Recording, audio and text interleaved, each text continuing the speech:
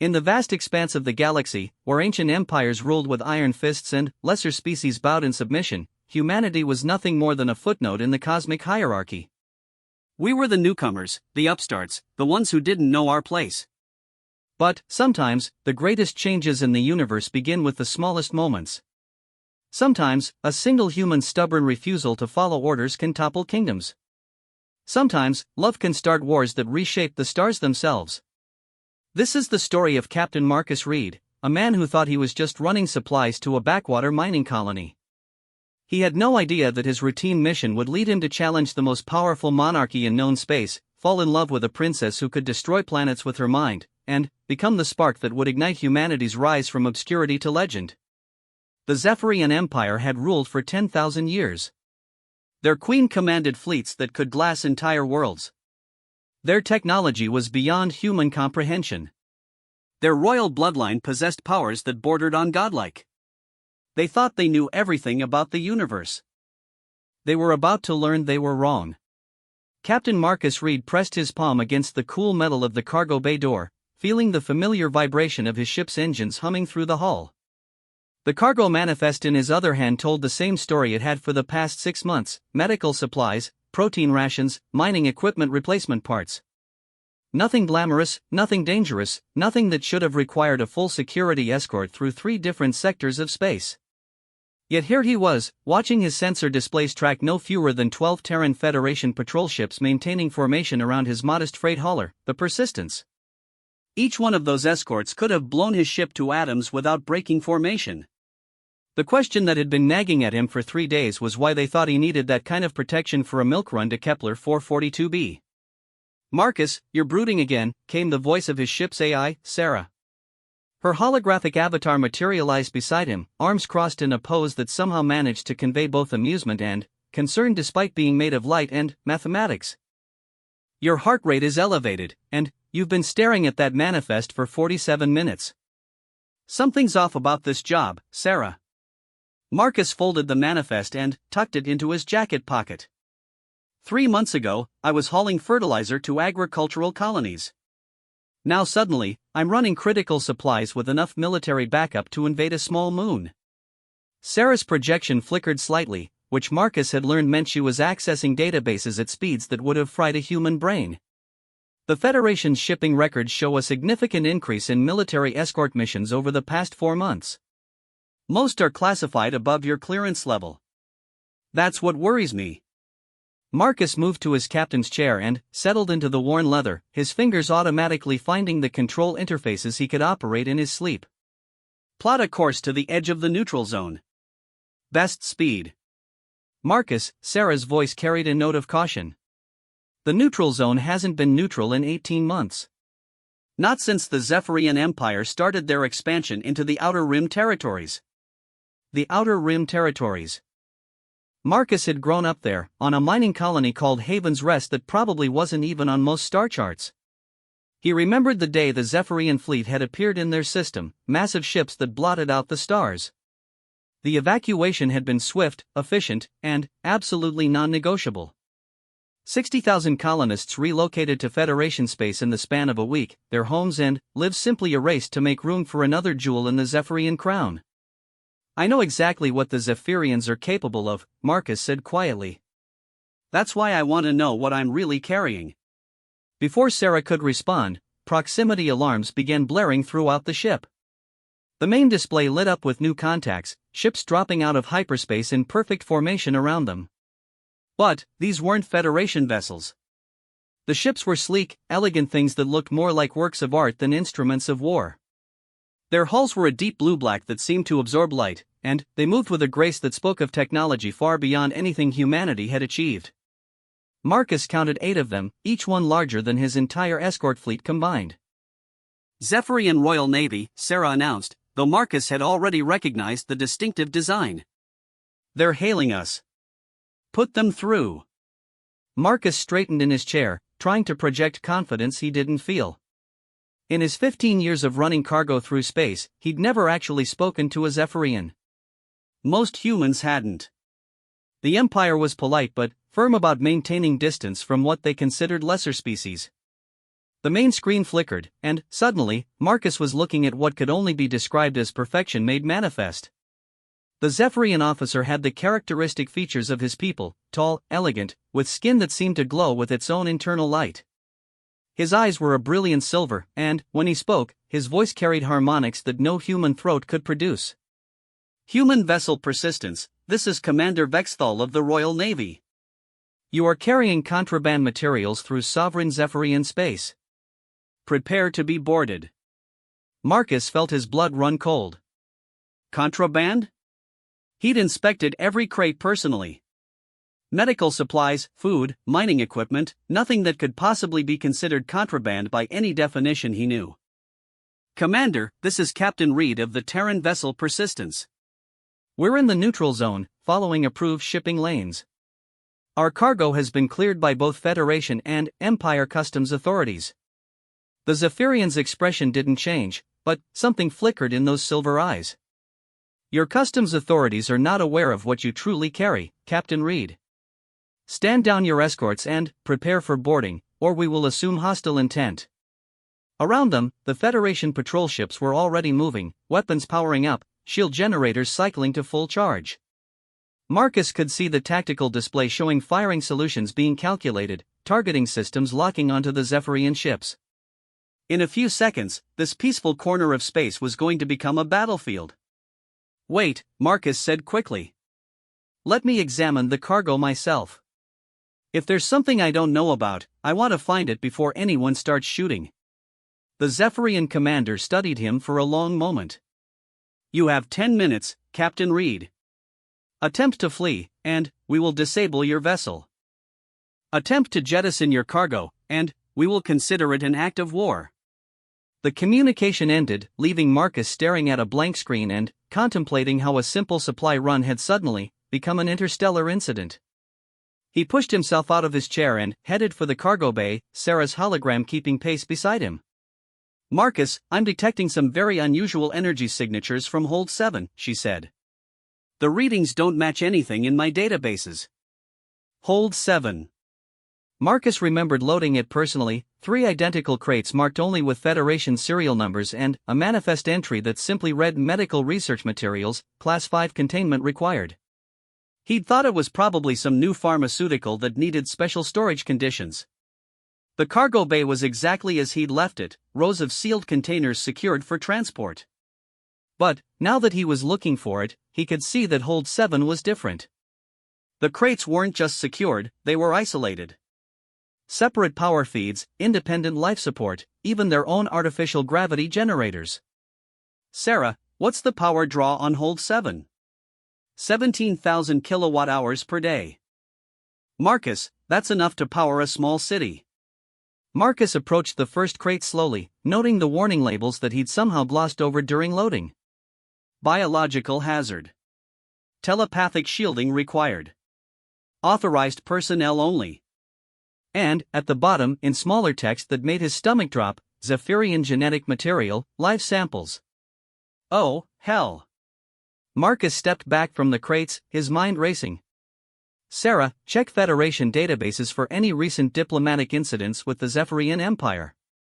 Focus on anything involving biological materials or genetic research. Accessing. Sarah's avatar stood motionless for several seconds, then, suddenly, snapped back to attention. Marcus, I think we have a problem. 3 weeks ago, a Zephyrian research facility in the Vega system was attacked.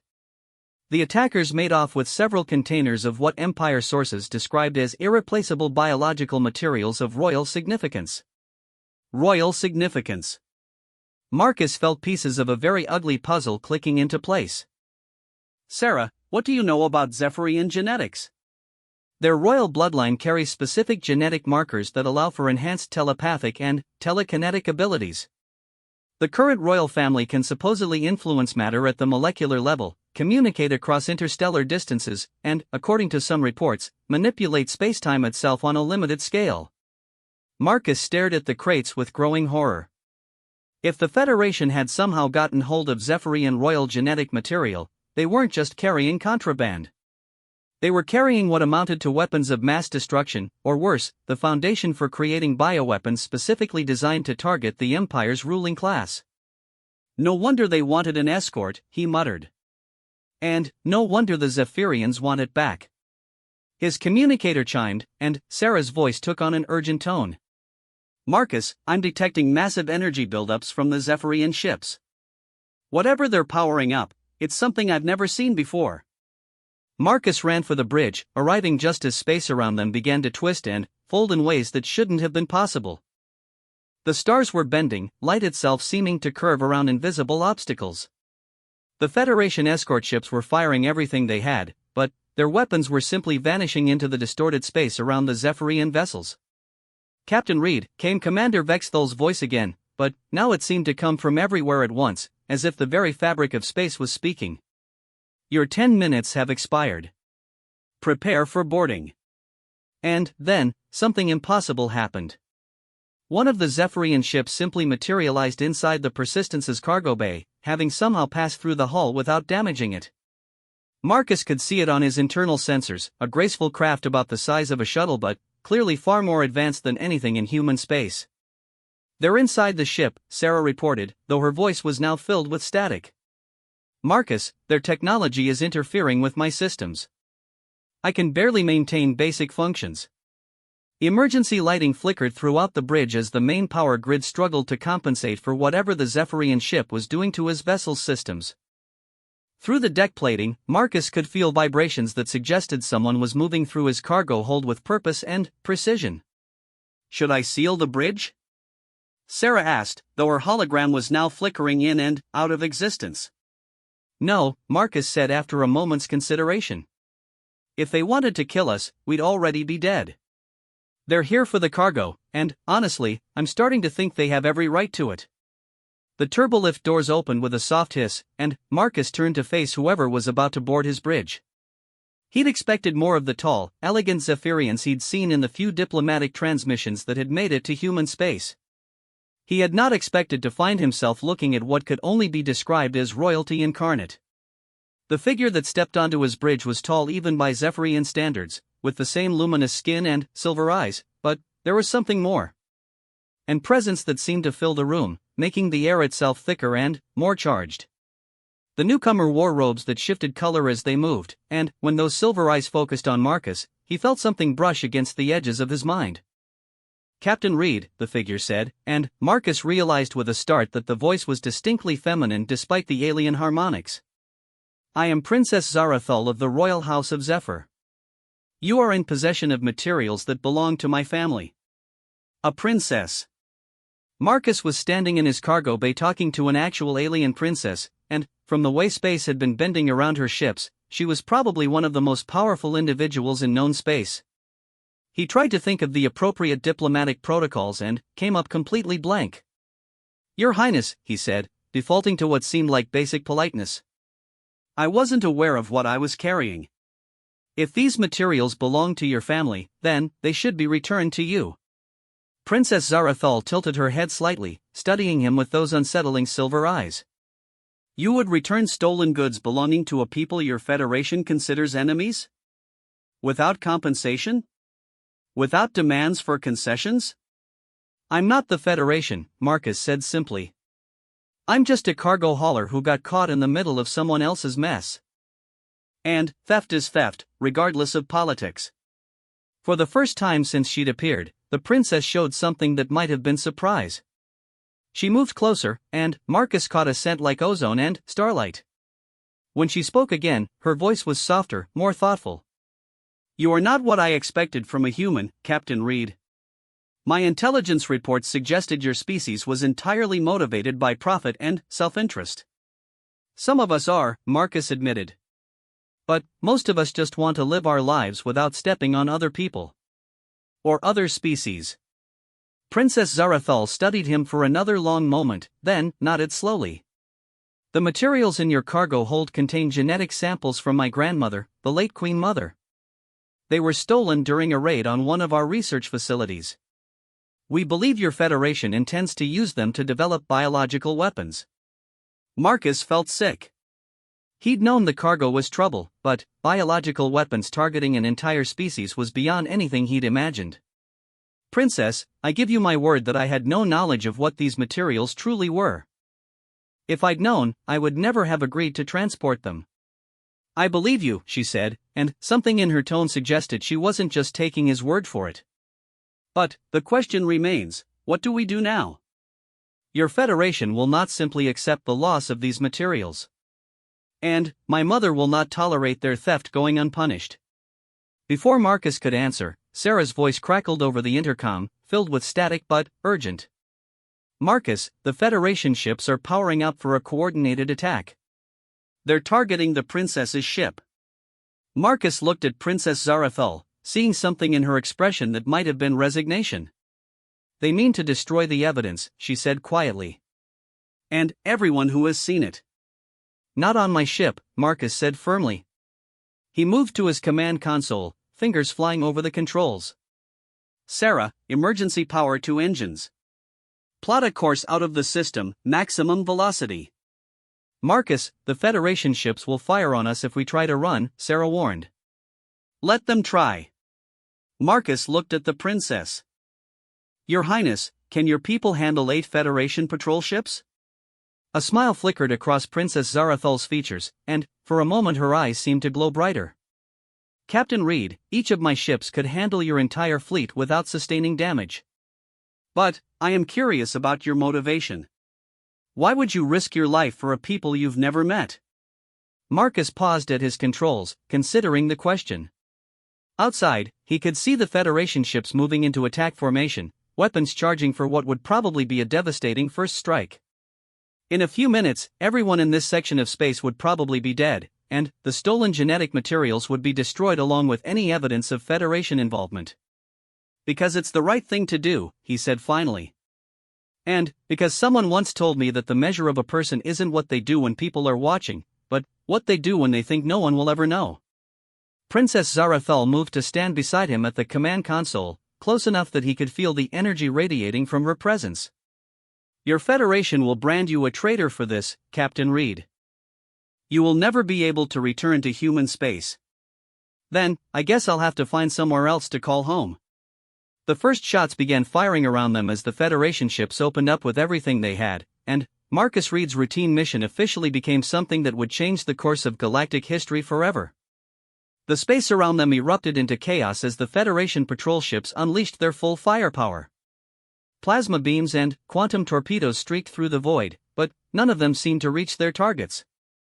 Princess Zarathul stood at the center of Marcus's bridge, her eyes now blazing with silver fire, and the very air around her seemed to shimmer with invisible energy. Fascinating, she murmured, watching the tactical display as Federation weapons simply ceased to exist when they entered a certain radius around the Zephyrian ships. Your people's understanding of physics is more primitive than we estimated. Marcus gripped his command console as the Persistence shuddered under the stress of maximum acceleration. Through the viewports, he could see space itself bending and twisting around the Zephyrian vessels as they moved, their hulls rippling like water while remaining perfectly solid. Sarah, damage report, he called out, though his AI's response was heavily distorted by whatever field the princess was projecting. Hull integrity holding, but our power systems are fluctuating wildly, came Sarah's static-filled voice. Marcus, I'm detecting massive gravitational anomalies throughout this sector.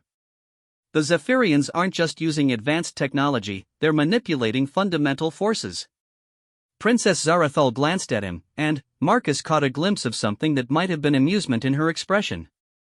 Your AI is remarkably perceptive for a human creation. Yes, Captain Reed, we are manipulating what you call fundamental forces. Though from our perspective, we are simply asking reality to be more cooperative. One of the Federation ships managed to get closer than the others, its captain apparently deciding that ramming speed might succeed where weapons had failed. Marcus watched in fascination and horror as the patrol ship accelerated directly toward the largest Zephyrian vessel, only to suddenly find itself flying in the opposite direction at twice its original velocity. How? Marcus asked, genuinely curious despite the battle raging around them. Space and time are far more flexible than your species realizes, Princess Zarathul replied, moving to examine Sarah's holographic displays with obvious interest. Matter and energy are suggestions, not absolute laws. When you understand the underlying mathematics of reality, you can make polite requests for certain adjustments. That's impossible, Marcus protested. You can't just ask the universe to change the laws of physics. The princess smiled, and, for the first time since she'd boarded his ship, Marcus saw something genuinely warm in her expression. Captain Reed, your species sends signals into space hoping someone would answer, never imagining that the universe itself might be listening. We learned long ago that existence is a conversation, not a lecture. Before Marcus could wrap his head around the implications of that statement, alarms began sounding from a different section of his ship. The cargo bay, where the stolen genetic materials were stored, was showing massive energy spikes. Princess, Marcus said urgently, something's happening to your grandmother's genetic samples. Zarathal's expression immediately shifted to one of concern, and she moved toward the cargo bay with a speed that seemed to bend light around her. Marcus followed, leaving Sarah to maintain course while they investigated. The cargo bay had transformed into something that looked more like the inside of a star than the interior of a spaceship. The 3 containers holding the Zephyrian genetic material were floating freely, their containment fields pulsing with energy that hurt to look at directly. But, more disturbing was what was happening to the space around them. Reality was becoming unstable. Marcus could see through the walls of his own ship, glimpse other dimensions flickering in and out of existence, feel the deck beneath his feet sometimes solid and sometimes not. The stolen genetic samples weren't just biological material, they were somehow connected to the fundamental structure of spacetime itself. By the light of the first star, Princess Zarathal whispered, her voice filled with awe and terror. They don't understand what they've stolen. What are those things? Marcus asked, backing away from a section of wall that had become temporarily transparent, revealing the swirling chaos of hyperspace beyond. My grandmother was the most powerful member of our royal bloodline in over 1,000 generations, Zarathal explained, her hands weaving complex patterns in the air as she tried to stabilize the reality distortions. Her genetic material contains quantum entanglement patterns that connect to the core of our homeworld. When removed from proper containment, it begins trying to return home by the most direct route possible. Which is through the 4th dimension. If these samples fully destabilize, they will create a spatial rift that connects this location directly to the heart of the Zephyrian Empire. A rift that cannot be closed from this side. Marcus stared at the floating containers, pieces of a horrifying puzzle clicking into place. The Federation knew this would happen. They weren't trying to make weapons with your grandmother's DNA. They were trying to make a doorway. Princess Zarathal turned to look at him, her silver eyes wide with realization. A permanent gateway to our homeworld. They could send through an invasion force, or worse, detonate antimatter devices in our home system. Captain Reed, if these samples fully destabilize, they will give your Federation a direct route to destroy my people. The ship shuddered as another wave of reality distortion passed through the cargo bay. Marcus could see the Federation ships regrouping outside, no longer trying to destroy the Zephyrian vessels but, instead moving to surround them. They were waiting for something. They planned this, Marcus said grimly. The whole mission was a setup. Get the samples to a specific location, probably where your people would have to intercept them, then, let the destabilization create their gateway. And, they used you as an unwitting accomplice, Zarathal added, her hands still moving in complex gestures as she fought to contain the expanding reality distortions. A human cargo hauler with a reputation for honesty and reliability. Someone we would be less likely to simply destroy on sight. Marcus felt anger building in his chest, a cold fury at being manipulated into becoming part of something this monstrous. Can you stop it? The destabilization? Not alone, the princess admitted. The quantum entanglement is too strong, and it's been building for too long. I would need either a full royal bloodline working together, or... She trailed off, studying him with a thoughtful expression. Or what? This may sound unusual, Captain Reed, but I would need to temporarily share my abilities with someone else. Create a quantum entanglement between us that would allow them to help stabilize the samples. Marcus had a feeling he wasn't going to like where this was heading. What would that involve? Princess Zarathal moved closer to him, and Marcus could feel the energy radiating from her presence like standing near a fusion reactor. A mental link. direct contact between our consciousness. You would experience reality as we do, understand the universe as we understand it. But, the connection would be permanent? Very likely. And, there are other complications. Such as? The princess hesitated, which Marcus found more worrying than anything else that had happened. When someone who could manipulate the laws of physics was uncertain about something, it probably wasn't good. Among my people, such a deep mental connection is reserved for bonded pairs. Mates. The quantum entanglement required would create links between us that would persist across any distance, through any barrier. We would share thoughts, emotions, even physical sensations to some degree. Marcus stared at her, trying to process what she was suggesting. You're talking about marriage. Alien marriage. To save the universe from my own species' stupidity. I am talking about saving both our species from a war that would consume half the galaxy, Zarathul corrected. But, yes, the side effects would include a bond that is, by the standards of both our peoples, essentially matrimonial. Another reality wave passed through the cargo bay, this one strong enough to make the ship's superstructure groan audibly. Through the transparent sections of wall, Marcus could see the Federation ships moving into what looked like an evacuation formation. They were preparing to retreat once the gateway opened, probably to return with a full invasion fleet. How long do we have? He asked. Minutes, perhaps less. Captain Reed, I need you to understand what you would be agreeing to. The mental link would show you things about reality that cannot be unseen. You would experience the universe as my people do, which means understanding that consciousness itself is one of the fundamental forces of creation. And, the bond between us would last until one of us dies.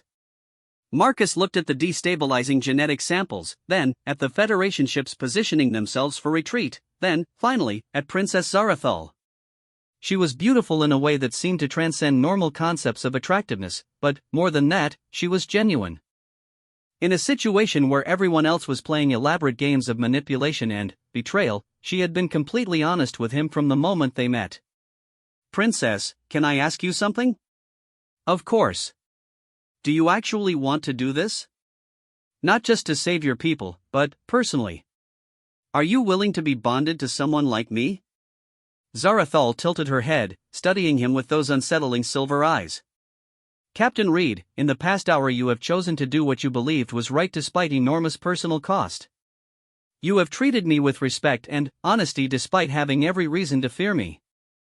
You have shown more honor than most members of my own species would have in similar circumstances.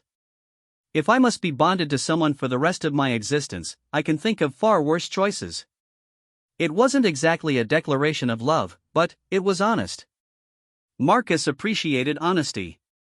What do I need to do? Princess Zarathul moved to stand directly in front of him, close enough that he could see the flecks of gold in her silver eyes. Give me your hands, and do not resist what you feel. The process will be intense. Marcus reached out and took her hands, noting that her skin felt warm despite its luminous appearance. For a moment, nothing happened. Then, the universe exploded. Marcus felt his consciousness expand beyond the boundaries of his own mind, suddenly, aware of every atom in his ship, every star in the sector, every thread of quantum probability stretching across space and time. He could feel Princess Zarathul's thoughts interweaving with his own, her memories becoming his memories, her understanding of reality reshaping his entire worldview. But, more than that, he could feel her. Not just her thoughts, but her emotions, her fears, her hopes. She was ancient by human standards but still young by the measure of her people. She was lonely, burdened by responsibility she had never asked for, and desperately hoping that her choices in the next few minutes wouldn't doom billions of innocent lives. And, underneath all of that, Marcus was startled to discover, was a growing affection for him that had nothing to do with political necessity. The connection stabilized, and, suddenly, Marcus could perceive the quantum entanglement patterns surrounding the genetic samples as clearly as if they were visible light. More importantly, he could influence them. Working together with Zarathul, their combined consciousness reached out to the destabilizing material and began the delicate process of convincing it to remain in this dimension. Reality slowly stopped trying to tear itself apart. Sarah, Marcus called out, his voice now carrying harmonics that no human throat should have been able to produce. Status report. Marcus, your biosignatures have changed dramatically, came Sarah's concerned voice. Also, I'm detecting massive power buildups from the Federation ships. They're charging weapons that weren't on my original scans. Through his enhanced perception, Marcus could see what Sarah meant. The Federation ships had concealed antimatter charges, probably intended to detonate once the gateway to the Zephyrian homeworld had opened. Even with the genetic samples stabilized, they were planning to try forcing the dimensional rift through brute force. They're going to try to blow a hole in spacetime itself, he told Zarathal. Then, we need to stop them before they destroy everything within several light-years of here, she replied, her mental voice now as familiar to him as his own thoughts. Marcus looked at the Federation ships through the bridge viewports, feeling his anger at their betrayal merge with Zarathal's protective instincts for her people. The combination was surprisingly powerful. How do we stop 8 patrol ships with concealed antimatter weapons, he asked. Princess Zarathal smiled, and, through their bond Marcus could feel her fierce joy at having a partner who could understand what she was about to suggest. Captain Reed, how would you like to learn what it feels like to fly a ship using pure thought? Marcus grinned back at her, feeling the new quantum entanglement patterns in his mind reshaping his understanding of what was possible. Show me. The transformation of the Persistence began subtly. At first, Marcus thought the ship's systems were simply responding more efficiently to his commands. The engines produced more thrust with less power consumption, the navigation systems plotted courses with impossible precision, and the hull somehow became stronger without any visible changes to its structure.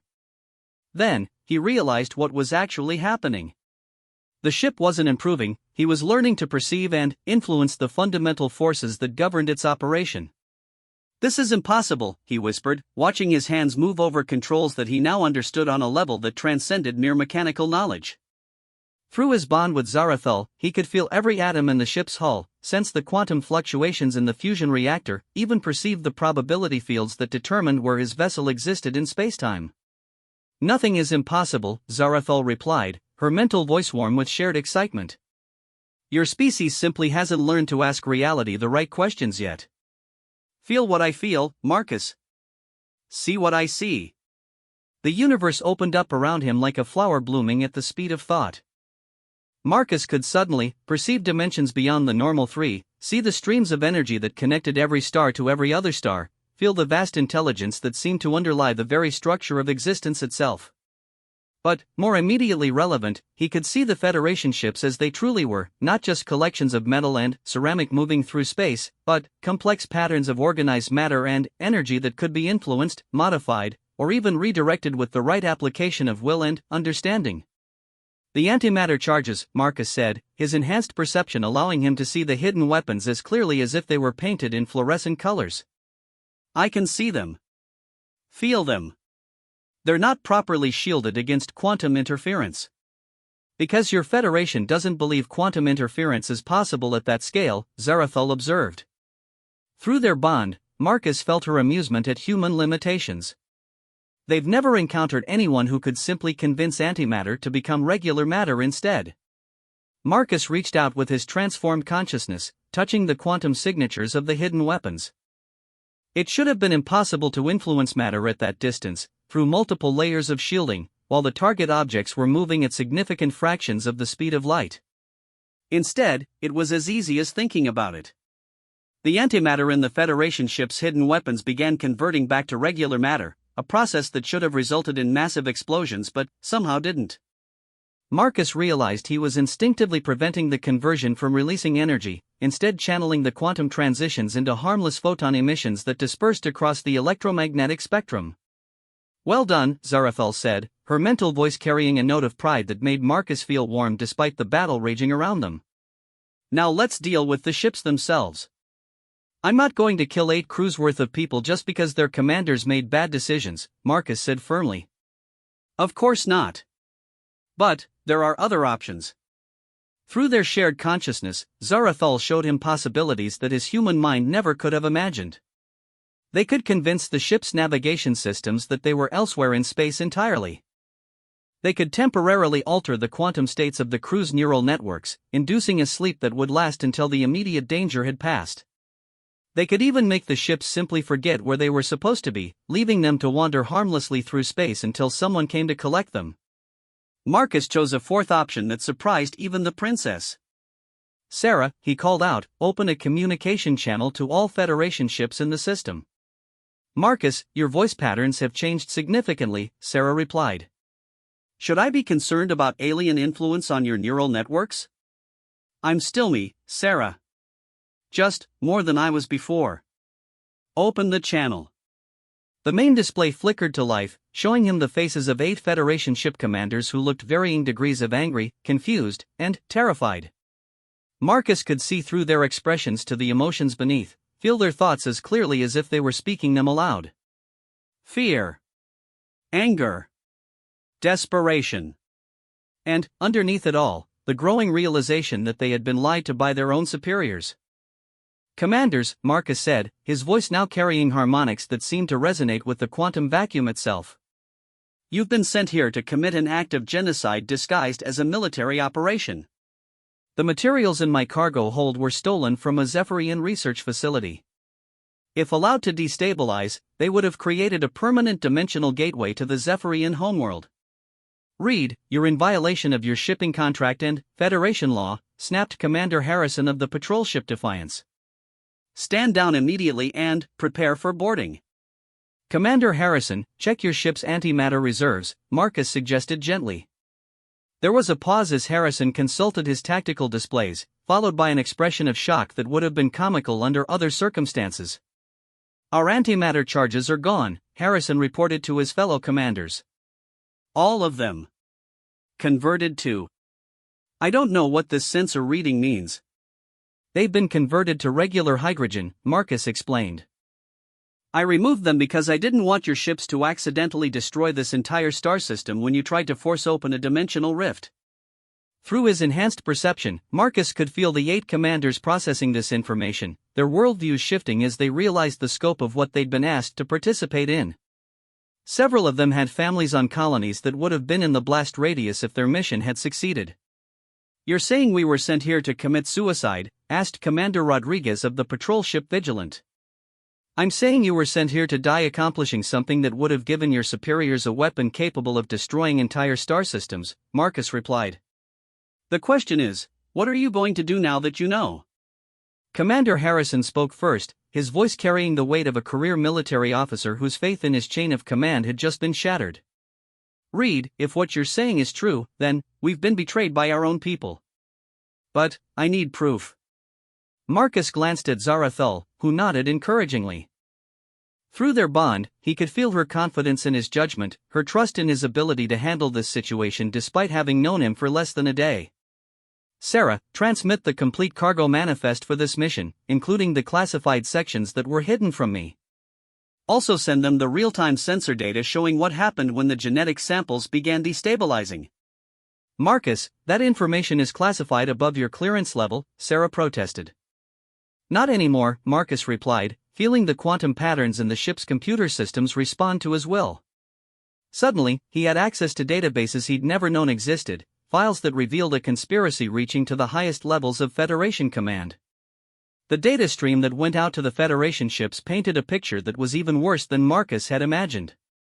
The theft of the Zephyrian genetic material hadn't been an isolated incident. It was part of a broader program aimed at developing weapons specifically designed to target and eliminate entire alien species. The Federation wasn't just preparing for war with the Zephyrian Empire. They were preparing for genocide. "Dear God," whispered Commander Chen of the patrol ship Stalwart. "They've been planning this for years. The colony evacuations, the border tensions, even the trade restrictions, all of it was designed to justify what they're calling preemptive species defense." Marcus felt sick as he absorbed the full scope of the conspiracy. Through his bond with Zarathul, he could feel her own horror and sadness at learning how far human leadership was willing to go in the name of fear and prejudice. "Commanders," Marcus said quietly, "you have a choice to make. You can follow your original orders and try to complete a mission that will result in the deaths of billions of innocent people. Or you can do what's right and help me return these stolen materials to their rightful owners." There was a long silence as 8 Federation officers wrestled with decisions that would define the rest of their careers and, possibly, their lives. Marcus could feel their internal struggles through his enhanced perception, the conflict between duty to chain of command and duty to basic human decency. Commander Harrison broke the silence. "Reed, if we help you, we'll be court-martialed for treason. Our careers will be over." "If you don't help me, your careers will be over anyway," Marcus pointed out. "Along with your lives, your family's lives, and, quite possibly, the future of human civilization." "Do you really think the Zephyrian Empire is going to overlook an attempt at genocide just because it failed?" Princess Zarathul moved to stand beside him at the communication console, her presence immediately visible to the Federation commanders. Marcus felt their shock and awe through his enhanced senses as they came face to face with an actual member of Zephyrian royalty. "Commanders," she said, her voice carrying the same impossible harmonics as Marcus's had, "I am Princess Zarathul of the Royal House of Zephyr. I want you to know that not all humans will be judged by the actions of your leadership. Captain Reed has shown us that your species is capable of honor, courage, and compassion. Help us prevent this atrocity, and I give you my word that no harm will come to you or your crews." "And if we refuse?" asked Commander Harrison, though Marcus could feel through their bond that the man was already leaning toward cooperation. "Then, you will be detained until this situation is resolved," Zarathul replied simply. "But, you will not be harmed. Despite what your leaders may have told you about my people, we do not kill prisoners or innocent bystanders." Marcus watched the Federation commanders exchange glances with each other, silent communications passing between people who had served together for years. Finally, Commander Harrison spoke for all of them. "Princess, what do you need us to do?" "Help us get these genetic materials home safely," Marcus replied before Zarathul could answer. "And help us figure out how to prevent this situation from escalating into the kind of war that will devastate both our species." "Reed, you're talking about interfering in interstellar politics at the highest level," Commander Rodriguez pointed out. "We're military officers, not diplomats." "You're human beings," Marcus countered. "And, right now, that's more important than your rank or your position. We have a chance to prevent a genocide and, maybe even lay the groundwork for real peace between our species. Are you willing to take that chance?" Through his enhanced perception, Marcus felt the moment when the Federation commanders made their decision. Fear and uncertainty gave way to determination and purpose as they chose to follow their consciences rather than their orders. "All right, Reed," Commander Harrison said. "We're with you. But, I hope you have a plan, because going rogue like this is going to make us all targets." Marcus looked at Princess Zarathul, feeling her thoughts interweaving with his own as they began to formulate a strategy that would have been impossible for either of them to conceive alone. "Actually," he said, a smile spreading across his face as possibilities crystallized in his enhanced consciousness, "I think we do have a plan. But, it's going to require us to do something that's never been attempted before." "Which is?" "We're going to ask the Zephyrian Empire and the Terran Federation to sit down and have an honest conversation. Whether they want to or not." Through their bond, Marcus felt Zarathul's amusement and approval in equal measure. Together, they began reaching out with their combined consciousness, preparing to do something that would either save both their species or get them all killed in the attempt. They were going to rewrite the rules of interstellar diplomacy. The journey to the Zephyrian homeworld took 3 days, though Marcus quickly learned that time itself became somewhat flexible when traveling with people who could manipulate spacetime. What should have been a month-long voyage through hyperspace was accomplished in a series of quantum jumps that folded reality like origami, bringing distant points in the universe together until they were close enough to step across. During those 3 days, Marcus discovered that being quantum bonded to an alien princess was far more complex than he had anticipated. The mental connection worked both ways, which meant that while he was learning to perceive reality as the Zephyrians did, Zarathul was experiencing human consciousness for the first time. The results were sometimes amusing, sometimes profound, and occasionally deeply uncomfortable for both of them. "Your emotions are so intense," she observed on the second day, as they sat together in what had once been his cargo bay but was now something that resembled a garden filled with plants that existed in multiple dimensions simultaneously. "How do you function with such constant feeling?" "Practice," Marcus replied, watching a flower that seemed to be made of crystallized starlight bloom and fade in endless cycles. How do you function with such constant awareness of everything in the universe? The same way, I imagine. Practice. Through their bond, Marcus could feel Zarathal's amusement at his wonder over the transformed cargo bay. She had reshaped the space during their first day of travel, turning utilitarian metal walls into something that looked like a cross between a forest and a gallery of living art. Marcus, she said, her mental voice carrying a note of concern, when we reach my homeworld, you will meet my mother. Queen Lyrathal is difficult to describe in human terms. Powerful? Immeasurably so. She has ruled our people for over 2,000 years, and her understanding of reality manipulation is so advanced that she can influence events across galactic distances. But, more than that, she is protective of our family and deeply suspicious of outsiders. Marcus felt a chill that had nothing to do with temperature. She's not going to approve of our bond, is she? I don't know, Zarathal admitted. The situation is unprecedented. No member of the royal bloodline has ever bonded with someone from another species. The political implications alone are staggering. And the personal implications? Through their connection, Marcus felt Zarathal's uncertainty and fear. She was genuinely unsure how her mother would react to her daughter's choice to bond with a human, and that uncertainty was tinged with very real concern for Marcus's safety. We will face the challenge when we come to it, she said finally. For now, we need to focus on preventing a war. The Federation commanders had proven surprisingly adaptable to their new circumstances. After the initial shock of learning about their own government's genocidal plans, they had thrown themselves into the work of preparing for what Marcus privately thought of as the most important diplomatic mission in human history. Commander Harrison had taken charge of coordinating with the other patrol ships, establishing a secure communication network that would allow them to share information without Federation command intercepting their transmissions. Commander Rodriguez had volunteered to serve as their military liaison, working with Zarathal's Royal Navy escorts to establish protocols for what was essentially an unprecedented joint operation between human and Zephyrian forces. But it was Commander Chen who had surprised Marcus the most. The quiet officer from the patrol ship Stalwart had revealed an extensive background in xenobiology and diplomatic protocol, and had spent most of their journey studying everything available about Zephyrian culture and politics. Captain Reed, Chen said on their third day of travel, approaching Marcus and Zarathal as they worked together to stabilize the quantum entanglement patterns of the recovered genetic material, I've been analyzing the political situation we're walking into, and I think we may have underestimated the complexity of what we're attempting. Marcus looked up from the container holding Queen Mother's genetic samples, which were now safely contained in a field generated by his and Zarathal's combined consciousness. How so? The Zephyrian Empire isn't a monolithic state, Chen explained, consulting a datapad filled with notes. According to the intelligence reports I've been able to access, there are at least 3 major political factions within the royal court, each with different views on how to handle the expansion into former human territories. Princess Zarathal tilted her head, studying the human commander with obvious interest. You understand our political structure remarkably well for someone who learned about it 3 days ago, Commander Chen. I had good teachers, Chen replied diplomatically. But my point is that your mother may not have complete freedom of action, even as queen.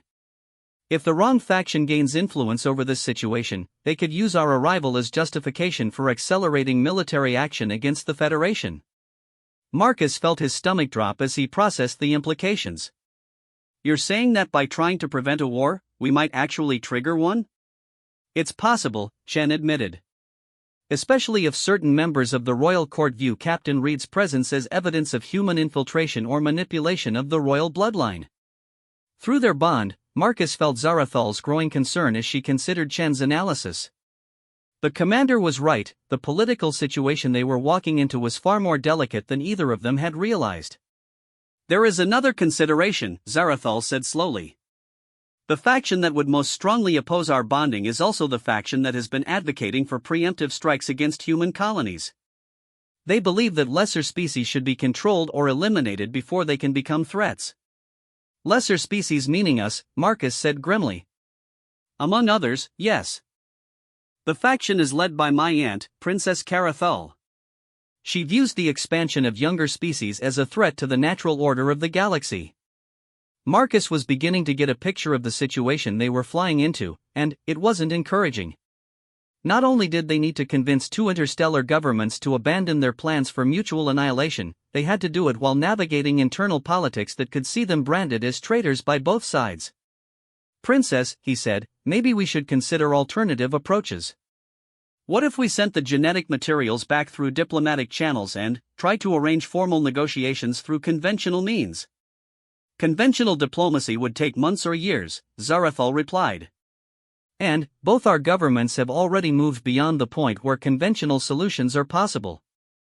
Your Federation has committed what we consider an act of war by stealing royal genetic material. My people have responded by authorizing the expansion of our territory to include strategic buffer zones around human space. Neither side can back down without losing face, and both sides are preparing for military action.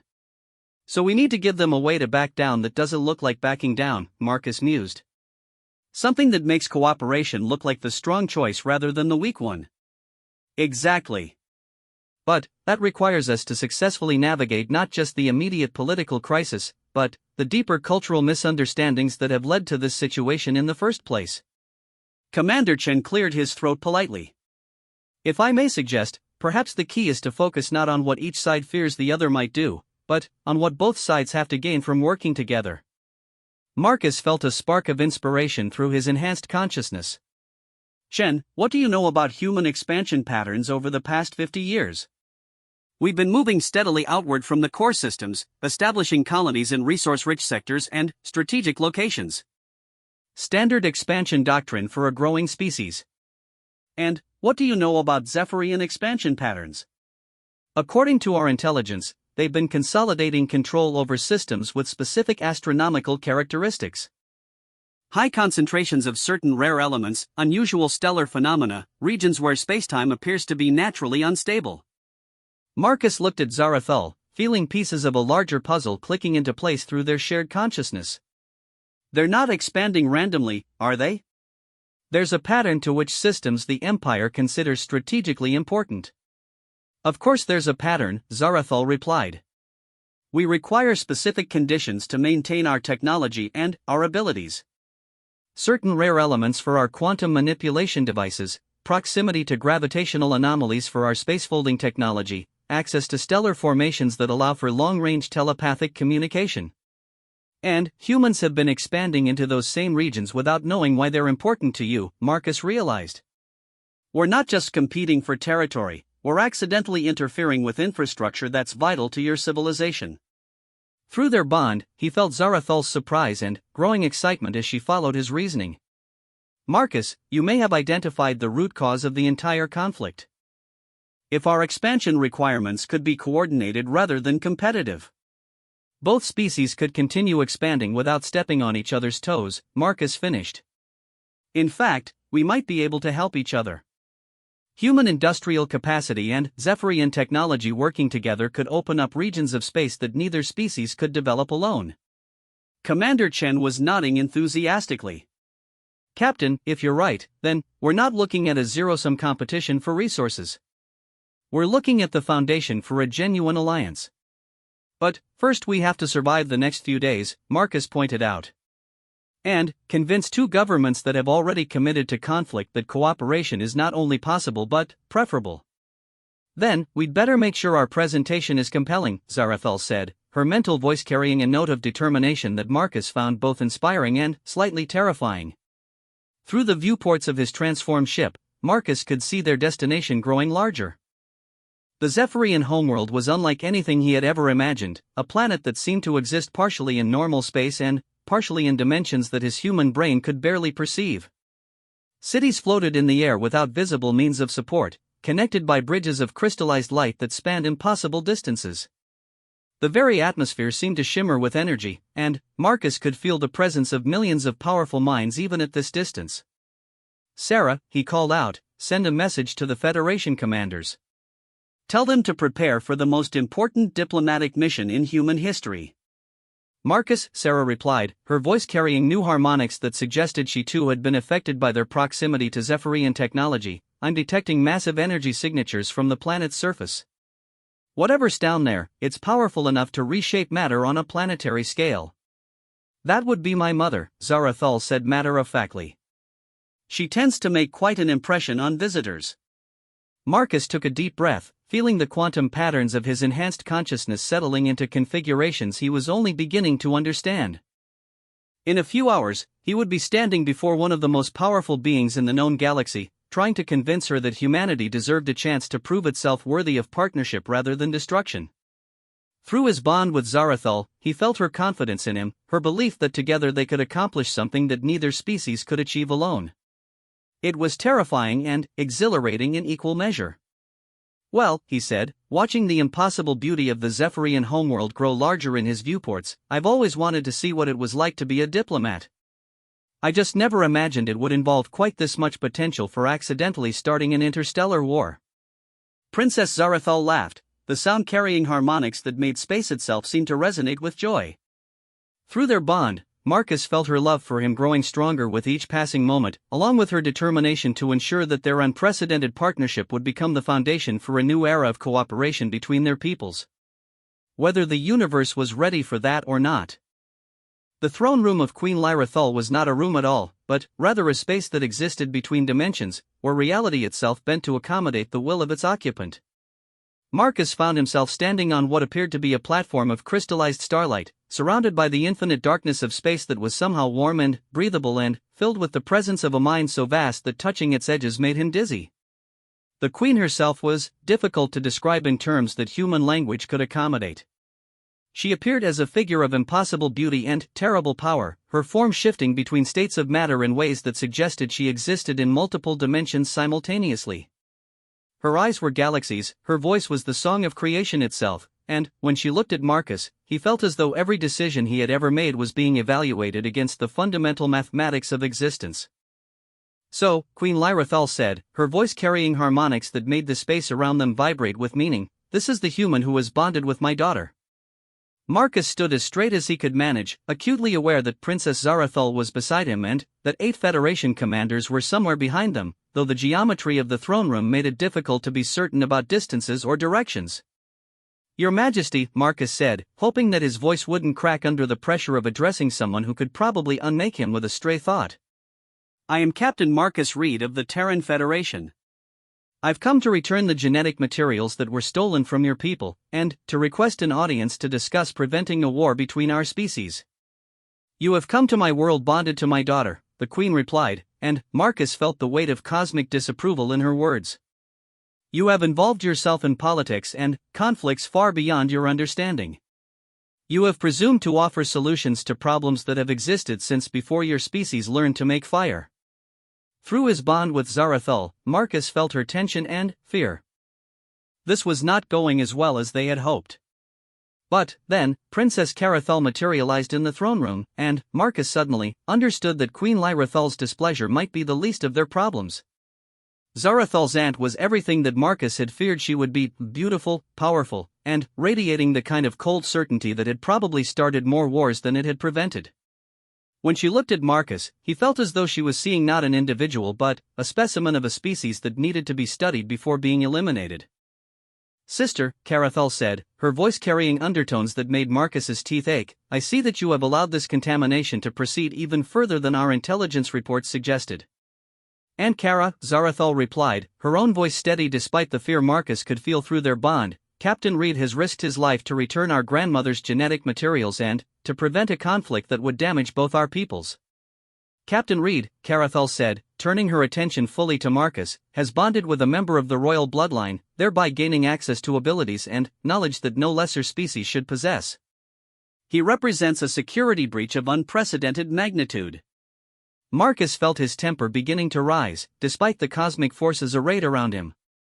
"Princess Carathul, with respect, I didn't ask for these abilities.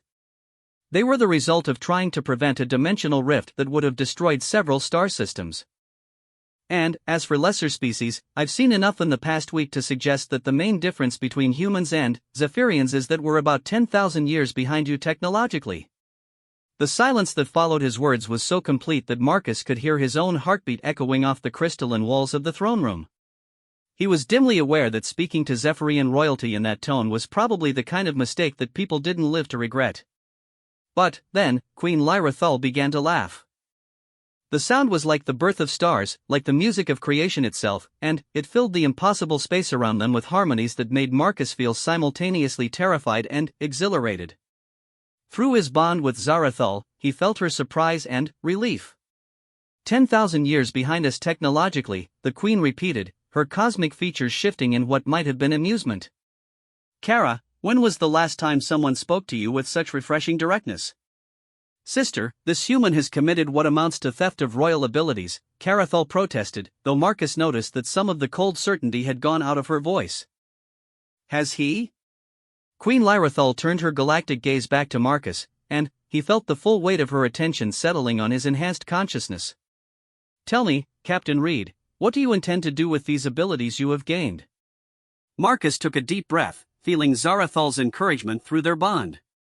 Your Majesty, I intend to use them to help both our species avoid a war that would devastate half the galaxy.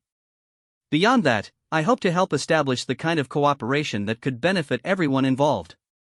And, you believe such cooperation is possible between species separated by such vast differences in development and capability? I believe it's not only possible but necessary, Marcus replied.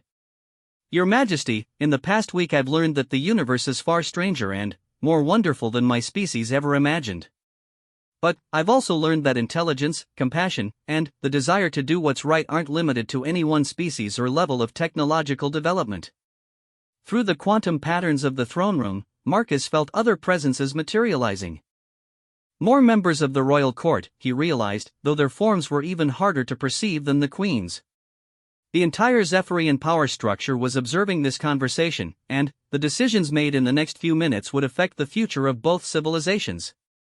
Captain Reed, came a new voice, this one carrying undertones of wisdom that felt older than mountains. You speak of cooperation between our species. What form would such cooperation take? Marcus glanced at Zarathul, drawing strength from their bond as he prepared to make the most important presentation of his life. Honored members of the royal court, he began, his enhanced consciousness allowing him to address all the assembled presences simultaneously. Both our species are expanding into space, but we're doing so without coordination. Humans are seeking worlds with the resources we need for our colonies and industries.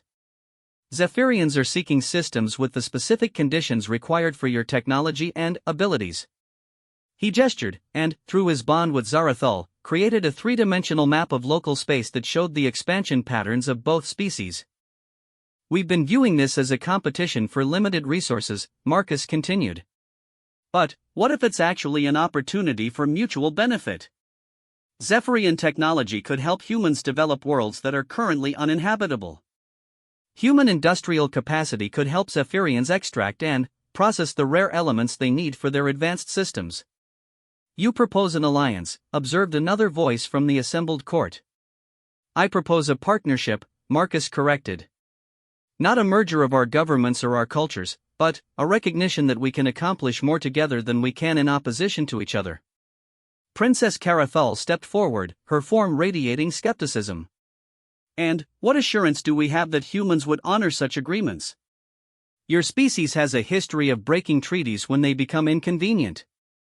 Marcus felt a flash of anger, but, before he could respond, Commander Harrison's voice came from behind him. Your Highness, the Federation officer said, his tone respectful but firm, my people have a saying, judge us by our actions, not by our worst examples. Captain Reed and Princess Zarathul have shown us that cooperation between our species is not only possible but beneficial for everyone involved. Queen Lyrathul's attention shifted to the human commanders, and Marcus felt the cosmic weight of her gaze settling on them. You are military officers of the Terran Federation. Yet you stand here supporting a proposal that would require your government to abandon its plans for preemptive action against my people. Your Majesty, Commander Chen spoke up, we've seen the classified files that detail those plans. They're based on fear and misunderstanding, not on any real assessment of strategic necessity. Given a choice between policies that lead to genocide and policies that lead to cooperation, we choose cooperation. Even though such a choice will likely end your military careers? Even though, Chen confirmed. Some things are more important than career advancement. Through his enhanced perception, Marcus felt the emotional currents flowing through the assembled court. Surprise, consideration, and something that might have been the beginning of respect. The Zephyrian nobles had expected humans to be driven entirely by self-interest and tribal loyalty. They had not expected to encounter individuals willing to sacrifice their own advancement for abstract principles of right and wrong.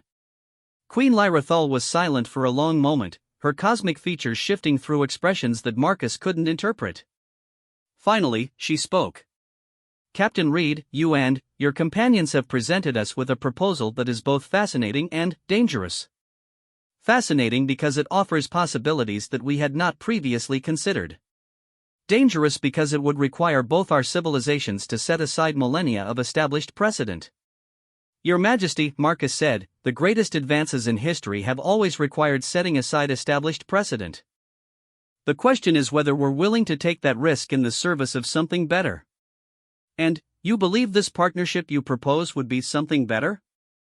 Marcus looked around the impossible throne room, at the assembled might of the most advanced civilization in known space, at the Federation commanders who had chosen principle over prudence, and, finally, at Princess Zarathal, whose love and support flowed through their bond like a constant source of strength.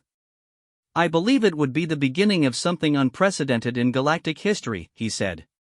Two species choosing to grow together rather than apart, to explore the universe as partners rather than competitors.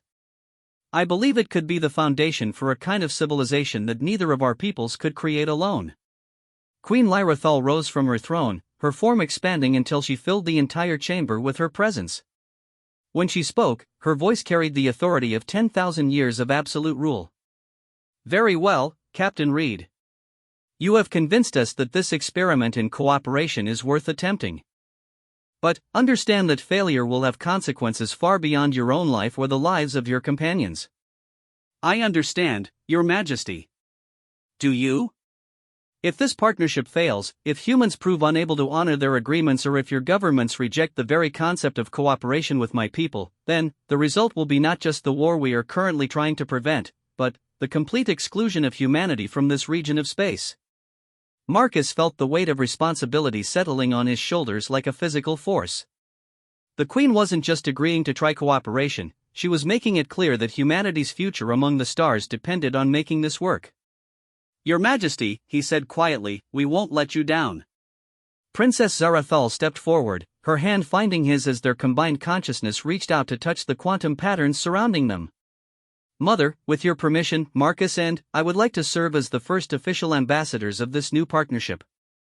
We can return to human space to begin the process of convincing the Federation government to abandon their military plans and embrace cooperation instead. And, if they refuse? Through their bond, Marcus felt Zarathal's determination and love, along with her willingness to sacrifice everything for the chance to build something better. Then, we'll find another way, Marcus said. Because some things are too important to accept failure. Queen Lyrathal studied them both for a moment that seemed to last forever, then nodded slowly. Go then, my daughter. Return to human space with your bonded partner and these Federation officers who have shown such unexpected wisdom. Begin the work of building this partnership you both believe in so strongly. And, if we succeed? Zarathal asked. For the first time since they had entered the throne room, Queen Lyrathal smiled, and the expression transformed her cosmic features into something warm and genuinely hopeful. If you succeed, my dear one, then you will have given both our species something far more valuable than victory in any war. You will have given us a future worthy of our potential. As they prepared to leave the throne room and begin the work of reshaping interstellar politics, Marcus reflected on how much his life had changed since accepting what he thought was a routine shipping contract. He had gained abilities he never could have imagined, formed a bond with someone who had redefined his understanding of love and partnership, and somehow become responsible for preventing a war between civilizations.